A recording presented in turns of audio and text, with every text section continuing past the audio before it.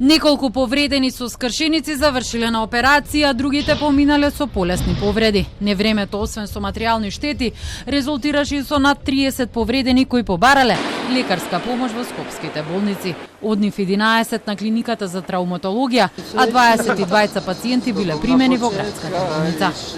Од тие 22 пациенти, 20 се примени на болничко лекување, останатите се третирани поликлинички со полесни повреди.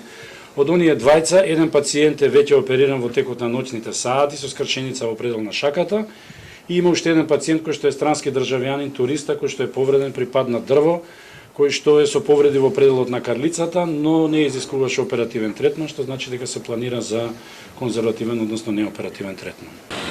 На одделот за травматологија од 11 лица кои побарале помош, тројца се здобиле со скршеници. Министерот за здравство Сашо Клековски информираше дека сите повредени се во стабилна состојба и добиле на времена медицинска помош.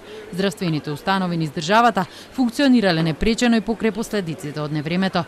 Кај некои од нив е причината и материјална штета. Во ГОП 8 септември е оштетен дел од старата кровна конструкција. Паднати дрвја имало и во кругот на клиничкиот центар Мајка Тереза, како и во психијатриската болница во Бардовци. Клековски додаде дека оштетените објекти се осигурени и дека веќе се врши процена на штетата, пошто истата ќе се санира.